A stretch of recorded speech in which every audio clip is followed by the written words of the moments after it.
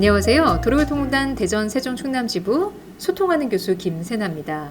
혹시 운전 중에 답답하고 화가 난다는 이유로 경적을 막 올려대거나 아니면 급한 마음에 차로를 이리저리 바꾸면서 지그재그 운전하신 적 없으신가요? 자, 이런 행위들이 신고 들어가거나 적발되면 이제는 형사처벌 대상이 될 수 있습니다. 자, 과거에는 이런 행위들에 대해서 그저 벌점과 범칙금 부과되면 끝이었어요. 그런데 지난 2016년에 이런 행위들이 여러 가지 문제가 되면서 난폭운전, 보복운전에 대한 도로교통법이 개정이 돼서 이제는 이런 행위들이 형사처벌 대상이 될 뿐만 아니라 운전면허 행정처분, 즉 면허 정지나 취소될 수도 있습니다. 자, 보복운전에 대해서는 저희가 기존에 교통안전교육 영상에 올린 적이 있고요. 오늘은 좀 난폭운전에 대해서 알아보려고 하는데요. 자, 사례 하나를 보겠습니다. 자, 이 사례는 이 블랙박스 차량이 햄버거 가게에서 주차장에 있다가 이제 다시 도로로 나가기 위해서 우회전해서 도로에 합류를 하는 상황이에요. 그리고 이 마지막 차로가 가장자리에 있는 차로가 직진과 우회전이 둘 다 가능한 차로입니다. 그래서 이제 우회전해서 본 도로에 합류를 했고 신호가 접신호여서 이 블랙박스 차량은 직진할 예정이에요. 그래서 신호 대기하기 위해서 대기하고 있는 상황입니다. 그런데 후방 카메라 보시면 버스 한 대가 다가와서 갑자기 경적을 막 울려주기 시작해요. 빵빵 해도 안 비키니까 계속 더 빵빵 빵빵 합니다. 자, 이렇게 뒷차가 빵빵 된다고 해서 이 차가 비켜줘도 될까요? 안 됩니다. 일단 기본적으로 접신호의 정지선을 넘어가는 것 자체가 신호 위반이기 때문에 비켜주면 안 되죠. 자, 그럼에도 불구하고 지구차로에서 정당한 사유 없는 불필요한 소음을 마구 발생했어요. 경적을 울리면서 이 운전자 처벌할 수 있을까요? 네, 처벌할 수 있습니다. 난폭운전 조항에 의해서 처벌이 가능하고요. 실제로 이 운전자는 별점 40점을 받고 40일의 면허 정지를 받게 되었습니다. 사실 이 운전이 생업인 운전자예요. 버스 기사분이셨기 때문에 한순간에 분노를 참지 못하고 다른 운전자에게 경적을 마구 울려대면서 위협한 이 상황이 결국 본인에게 그 화살이 돌아왔죠. 40일 면허 정지로 인해서 운전을 못하게 되었고 그리고 생업에도 지장이 생기셨으니까요. 자, 난폭운전 처벌 조항 한번 살펴보겠습니다. 제46조의 3에 나와 있는데 난폭운전에 해당하는 요건들이 있고요. 자동차 등의 운전자는 다음 각호 중 둘 이상의 행위를 연달아 하거나 하나의 행위를 지속 반복하여 다른 사람에게 위협 또는 위해를 가하거나 교통상의 위험 발생하게 하여서는 아니 된다라고 나와 있죠. 자, 그 행위란 것이 무엇이냐면요. 아래 나와 있습니다. 신호 또는 지시 위반, 중앙선 침범, 속도 위반, 횡단 유턴 후진 금지 위반, 안전거리 미확보, 진로 변경 금지 위반, 급제동 금지 위반, 앞지르기 방법 또는 앞지르기 방해 금지 위반, 정당한 사유 없는 소음 발생, 고속도로에서의 앞지르기 방법 위반, 고속도로 등에서의 횡단 유턴 후진 금지 위반, 요 행위들을 하나의 행위를 연속해서 하거나 반복해서 하거나 둘 이상의 행위를 연달아 할 때 결국 난폭운전으로 처벌할 수 있다는 거고요. 앞에 경적을 마구 울려댔던 운전자를 버스 기사분을 난폭운전으로 처벌할 수 있는 근거는 무엇을 잘못했기 때문일까요? 아래 조항에서 바로 금지사항 중 정당한 사유 없는 소음을 발생했기 때문에 경적을 마구 울리면서 지우 차량에서 정당한 사유 없는 소음을 발생했기 때문에 난폭운전으로 처벌할 수 있었던 겁니다. 자, 이런 운전자들 난폭운전으로 기본적으로 입건되면은 형사처벌도 받고 그 밖에 행정처분도 받게 됩니다.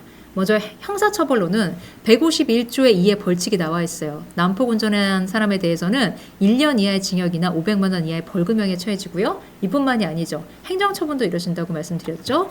난폭운전한 경우 운전면허 취소 정지 대상이 되는데 행정처분, 구체적인 행정처분으로는 난폭운전 같은 경우는 입건되면 그러니까 신고 들어가서 또는 적발돼서 난폭운전으로 인정이 되면 벌점 40점을 받게 되고요.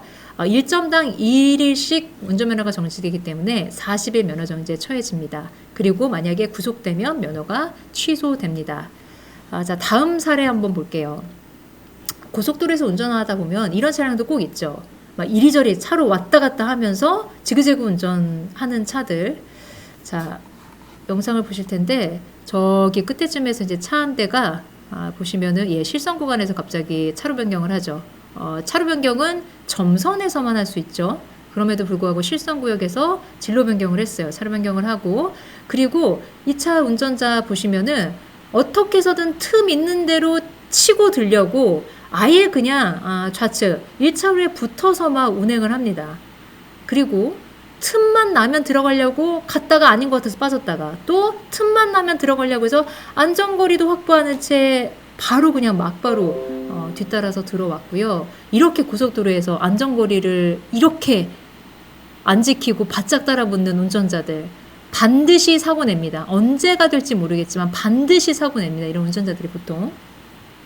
결국 이렇게 안전거리를 확보하지 않고 따라던 운전자는 사실 이 도로 상황이 휴가철이어서 밀렸다 풀렸다를 반복하고 있던 상황이었어요. 그런데 이렇게 밀렸다 풀렸다는 구간에서 보통 사고 많이 나거든요.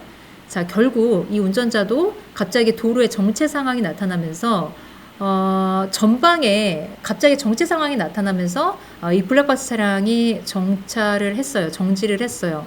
그런데 역시 안전거리를 확보하지 않고 따라붙던 이 운전자는 결국 저렇게 사고를 유발했습니다. 자, 전방 상황 어떤지 한번 볼까요?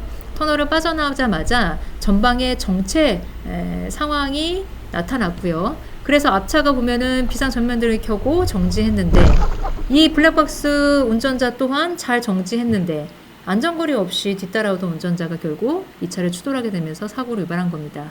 자, 사고는 이렇게 안전거리 확보하지 않는 차량들, 고속도로에서 이리저리 지그재그로 막 안전거리 지키지 않고 왔다 갔다 하는 차들, 언제가 될지 모르기 때문에 반드시 언젠가 사고를 유발합니다. 자, 이런 사고에서 경찰 조사 들어가면 당연히 가해운전자는 뒷차량 운전자가 되는 거고요. 그리고 민사적으로도 이렇게 안전거리 없이 바짝 따라붙어서 사고를 유발했다면 이런 류의 사고 유형은, 안전거리 미확보로 인한 사고 유형은 민사적 책임이 전적으로 그 안전거리 확보하지 않고 따라오는 뒷차에 있습니다. 자, 이 사고의 가장 핵심적인 요인이 바로 안전거리 미확보였죠. 자, 안전거리 확보에 대한 조항도 도로교통법에서 명시하고 있습니다. 모든 차의 운전자는 같은 방향으로 가고 있는 앞차의 뒤를 따르는 경우에는 앞차가 갑자기 정지하게 되는 경우 그 앞차와의 충돌을 피할 수 있는 필요한 거리를 확보하여야 한다. 이거는 권고사항이 아니라 의무사항입니다. 운전자가 마땅히 지켜야 할 사항이죠. 결국 안전거리를 지키지 않아서 이런 사고를 유발했고, 안전거리 확보뿐만 아니라 미확보뿐만 아니라 이 운전자는 뭘 잘못했나요? 또 하나 처벌할 수 있는 요건이 있어요. 이 운전자 사고 유발하기 전에 앞에 어떻게 운전을 했죠? 이리저리 왔다 갔다 지그재그로 차로 변경을 하면서 운전을 했죠. 난폭운전 금지 조항 다시 한번 보겠습니다. 이 운전자를 난폭운전으로 처벌할 수 있는 근거는 바로 어떤 위반을 했어요? 안전거리를 확보하지 않은 것, 진로 변경 금지 위반, 즉 실선 구간에서 이리저리 차로를 바꿨던 거. 요 행위들이 하나 행위를 지속하고 반복했기 때문에 이 운전자는 난폭운전으로도 충분히 처벌할 수 있습니다. 요즘 난폭운전이나 보복운전 같은 경우 신고할 수 있는 방법 굉장히 간단합니다. 사실 이런 운전자들이 본인이 막 융통성으로 빨리 왔다 갔다 빨리 가기 위해서 이런 행위들을 하는 거지만 결국엔 사고를 유발했잖아. 이런 사고들이 다른 사람에게 위험과 장애를 주는 방법으로 운전을 한 거죠. 그리고 결국 교통사고를 유발을 했고요. 결국 이런 운전자들이 사고를 유발한다는 데 가장 큰 문제가 있기 때문에 이런 운전자들 신고해 주십시오. 신고 방법 아주 간단합니다. 안전신문고 요즘 스마트폰으로도 손쉽게 앱 다운받아서 신고 가능한데요. 위반 일시, 장소, 그 다음에 블랙박스 다운받으셔서 그거 증거자료로 올리시면 정말 간단하게 1, 2분 안에 신고가 가능하니까 결국 모두의 안전을 위해서는 이런 위험한 운전자들이 도로에서 없어져야 합니다. 그래서 모두의 안전을 위해서 적극적으로 신고해 주는 것도 우리 도로의 안전을 위해 꼭 필요한 일이라고 생각이 듭니다. 자, 아하도로교통법 오늘은 여기까지 하겠습니다. 저는 다음 시간에 뵙겠습니다. 감사합니다.